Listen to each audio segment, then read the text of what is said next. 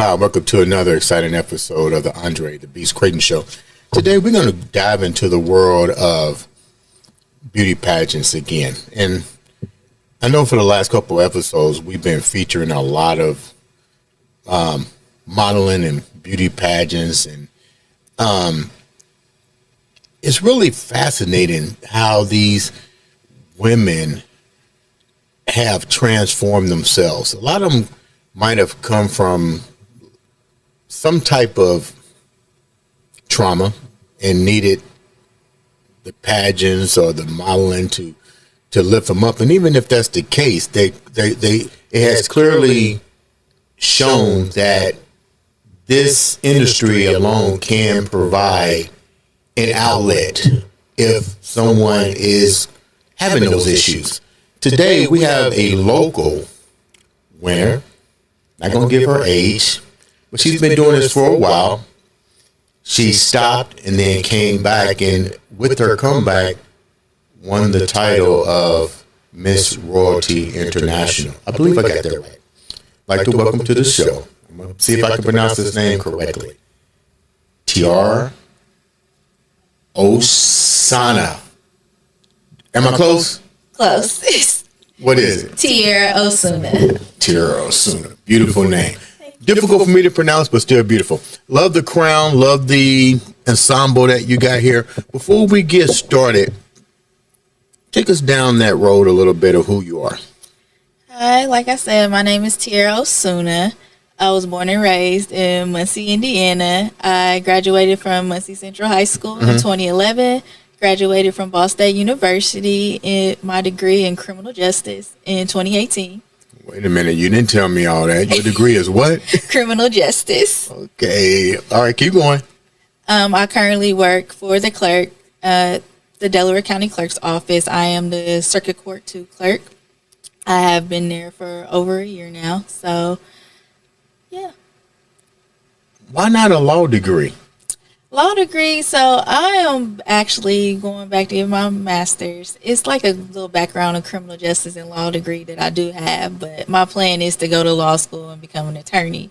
Okay, yeah. When I find the time. Okay, because I know you ain't just going to sit there in that courtroom and be writing stuff down and doing all that kind of stuff. Okay, no, okay. sir. So what was it like growing up in Muncie? For those that are not familiar with Indianapolis or Indiana era, Muncie is northwest of Indianapolis. Am I correct?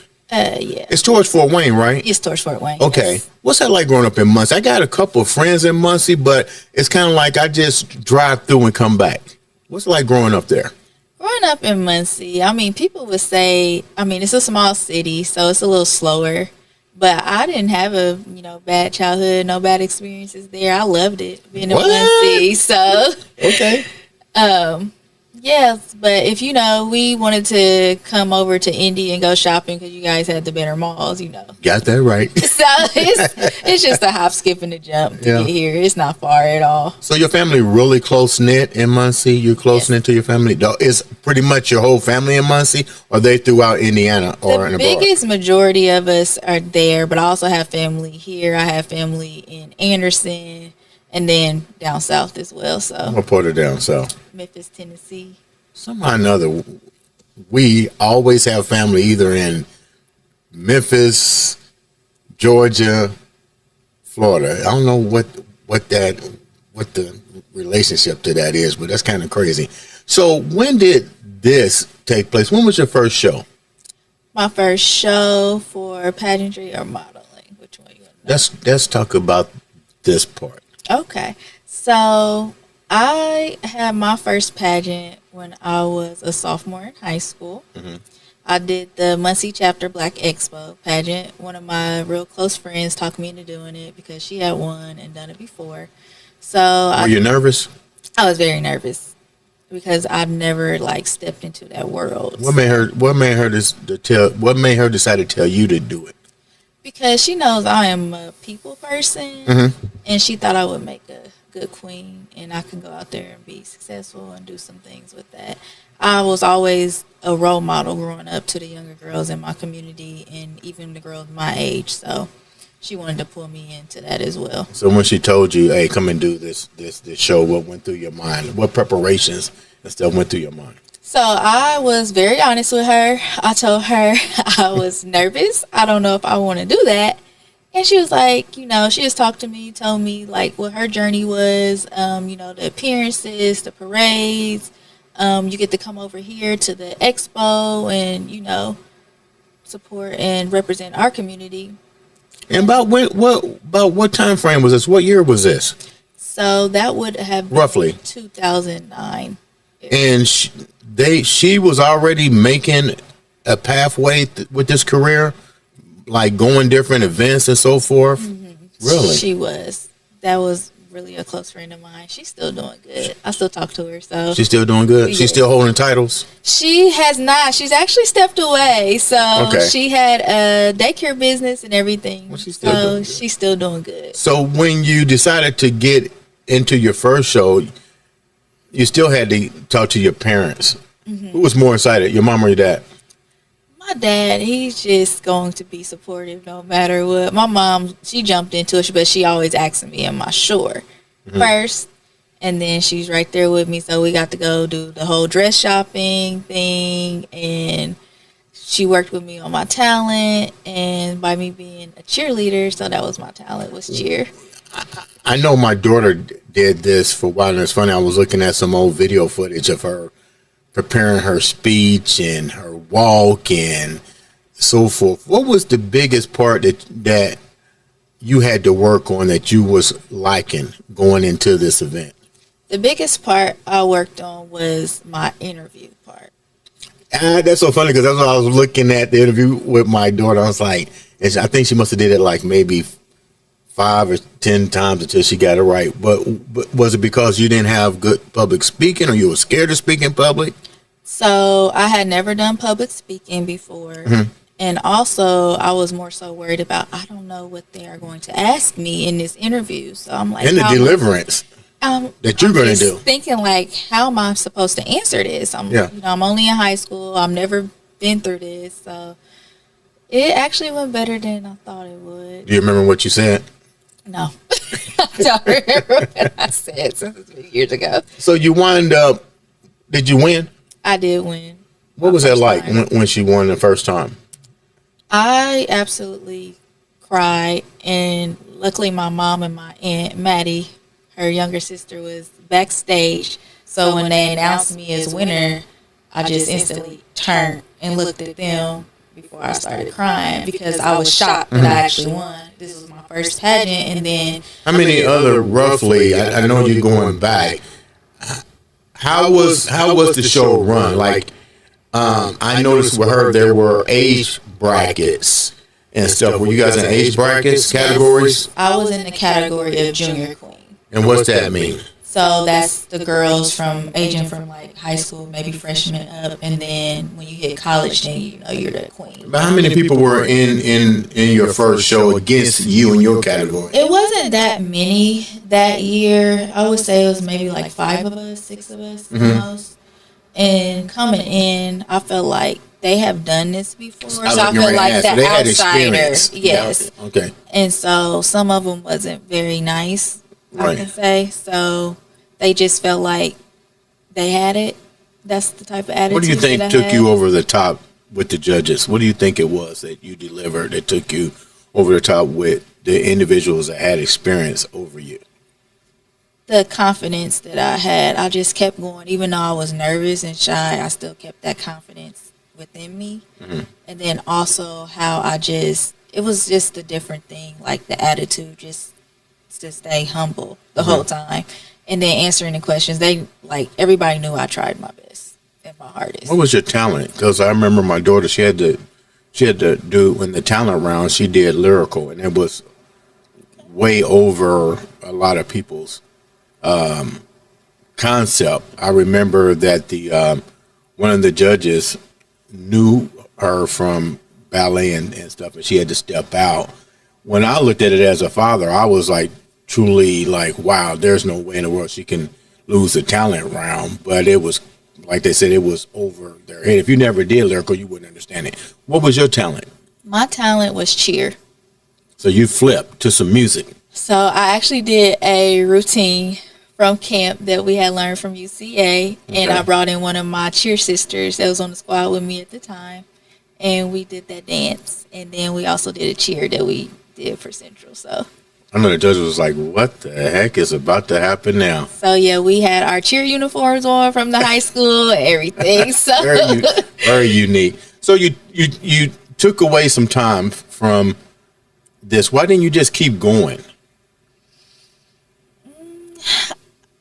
That is a good question, actually. You know, when you step in here, I'm coming with the questions. Right. Actually, that I just thought that would be like a one-time thing. I never thought I would ever do another pageant, but I ended up doing another pageant, and I'm very thankful and proud of myself. When did you re-enter the pageantry world? So I did compete in a modeling competition. I wouldn't quite call a pageant, but that was a couple years ago. And I was fine with that, like being on stage and everything. So when I met Sherry and she talked to me about the Miss Royalty International pageant along with Mama Ormicia. Mama who? Ormicia, Mama O. That's Kiana's. Oh, yeah. Yes. I'm like, Mama who? That's Mama O, love her to death. Okay. She talked to me actually about the pageant first when I went out for the model icon audition. Mama me, she scares the hell out of me. I met her, man. She like rules with this stick, like, hey, perfection to the most. But go back a little bit. But what actually made you go back? Were you married at the time that you decided to go back, or you wasn't married yet? I was married. Yes. Okay, how in the heck did you? Not saying you were old. What age were you when you went back? What age were you when you went back for the pageantry? Yeah. So I was 31 at the time. And you go to your husband and say, "I want to do this again." What was his reaction? He's very supportive. So okay, whatever I want to do, he would like just make sure he's like, I'll support you, whatever you do. Like, what were you missing? Was something missing? I mean, as a former athlete, I'm not telling my age, but I'm not trying to get back out there, even though I might want to, because this is competitiveness in me. Did the competitiveness come back in you around that age, and you say, "I still think I got it. I want to try it again"? Not too much competitiveness in me. So I just wanted to, just get back out there, try it again. Don't go there. You had something triggered you to get back out there. Now, you don't watch the Miss America or something. Something just made you decide to go back and get that crown. So you better tell me what it was. Okay. So what I can say. Mama always told me to do that. That sounds like her too. What made me go back? Yeah. To this pageantry world is not only just to see if I still got it, just to keep that confidence and like high self-esteem going in me. So yeah, that competitiveness. Okay, oh, so when you go back, were there any fears because you had such a long layoff? What did you expect to walk into? As a past winner, but laid off. Life continues to grow and people get better. Were you scared going back? I'll be honest, yes, I was. I was definitely scared going back because it's been years since I competed in one. You don't know who judges are. Some judges can be stricter than the others. And what do you mean by that? I mean, it's a point system. You have to be like right on point, like to the T in a pageant. But I mean, this pageant system was not like very, very judgmental like you think. You see your Miss Americas and the other pageants out there. They are very diverse, and this is what I loved about them. And so, I mean, you got to be yourself. They wanted to know you. They were very welcoming, and that's what I love about the Miss Royalty International. What speech did you deliver coming back? Because I'm thinking coming out of retirement, you can't come back with the same deliverance that you did when you was in high school. The competition has elevated girls now who are 18 looking like the 25 or 26. So everything is evolving. What was it that you brought to the table that allowed you to actually come back and win with such a vengeance? So what I brought to the table is I'm more, like I said, I've always been like a role model. So I did win the Model Citizen Award along with my title, and I was very happy about that. Mm-hmm. And I am more so into the youth. This pageantry system brought out the platform. We all have to have platforms, and that platform that was within me, that was something I didn't know I had. What do you mean? So my platform is Queens and Kings Are Us. So my focus is mainly the youth in the community or throughout the world. But I'm starting in my community first. And this is for the children that think they are alone in this world. Like they feel like they can't have nobody to talk to, a shoulder to lean on. So I'm here, and mentors are here to lean on them, to get them to see what their goals are in life, give them life skills, and get them to go out there and focus on their dreams and keep them going. Sounds like you're putting together something based on cause and effect. So you must have seen something maybe through the court system since you're there all the time, or in your community, or both. Which one was it to make you focus on the kings and queens? Both. So before I became... You wasn't prepared for these questions, were you? Hey, you always got it. You never know what to expect, but I'm coming right along with you, okay. So that's okay. Okay. So before I was a clerk, I was a provider. I worked for Firefly, formerly known as Children's Bureau. That's a home-based caseworker. So dealing with families, trying to reunify them, people that's been involved with DCS, and then I also work with children as home-based caseworker. And, I see them saying, they don't feel like they're important enough, or why their parents don't choose them over drugs or anything like that. Mm-hmm. So that's what made me want to focus more on this youth, because when children sit there and ask you that and you can't give them a straight answer, you have to stay in your professional mode. That really bothered me. It bothered me a lot. When you're in the professional mode and you see, and you see stuff like that, I know there's restrictions that social workers have to deal with. And my hat's off to you for recognizing and seeing that sometimes you just can't keep playing by the rules when the rules don't allow change to happen in a household, because it just continues to spiral out of control. Did you ever, because you're in the core system, and I know you have a powerful presence, did you bring your findings to the core system or to individuals? And if you did, what was their response? Their response, because, we all work together, just they can't jump too deep in it because it's not their side. They see it, but we have to strictly stay. But how do you go home every day and knowing that, you see these events taking place? You're dealing with people in your community of all colors. So let's clarify that this isn't just a black thing. This is all colors that you're dealing with people. How does someone, and I know this is a hypothetical question, but how do you go home and unplug, knowing that you got to do this constantly every day, and how do other people that do what you do not take a stand and say something has to happen here? So me, I can't speak for other people, but how I do that is I literally go home.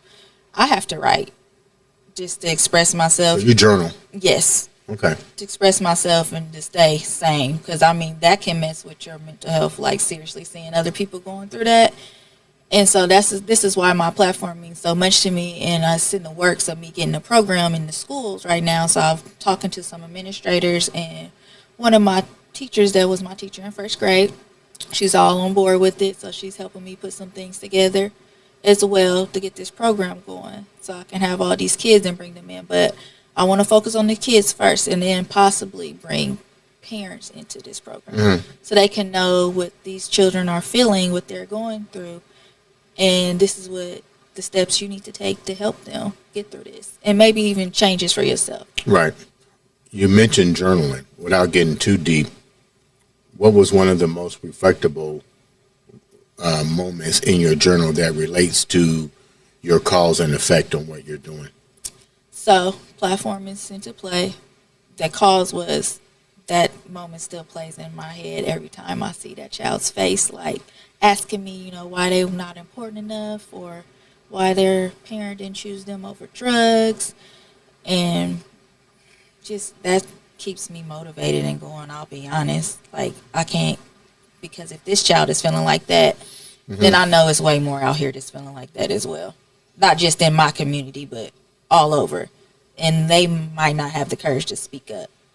How many, and this, like I said, this is a hypothetical question, but how many other people in this that wear these crowns? Because this isn't the only title you can get, correct? No. Other titles? Mm-hmm. How many other individuals are just as adamant about making change that wear these crowns?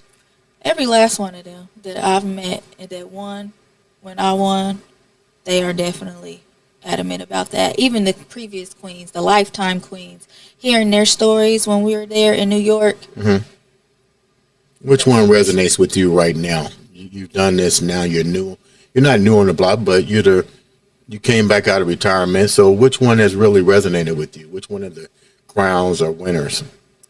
So the platform, all of their platforms stands out to me, but the one that really hit me emotionally was Naisha's platform. And now, who is Naisha? Naisha Massengale, Dr. Naisha Massengale. Let me put that on there. Okay. She stays in Florida. Okay. And so her platform was basically like the importance of, she told us she had lost 3 people within like some months. And so her question was like, why? So she has this platform like that. She gets up, she's important, and these things happen for a reason. And she just keeps going. The way she motivated us when she talked was absolutely amazing. And you said she motivated us. How did she motivate you? Because you already have that beast mindset. So what extra piece of energy did she give you to make you go, wow, I didn't know I had this in me. Now I'm going to go elevate even more. That piece of like when you feeling down on yourself, you lost somebody in your life that was very important to you, and you just want to give up. You wake up every day, you're still breathing, you pray, and you keep going. That's exactly what she basically told us. Like, you have to keep going no matter what.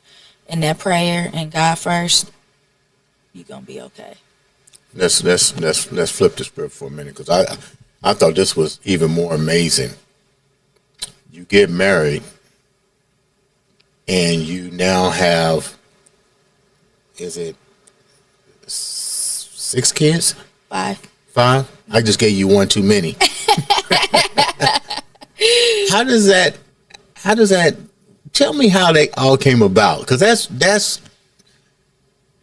it's almost like the Brady Bunch, but you don't have any kids. So what was that like for you now, being young and raising 6 kids?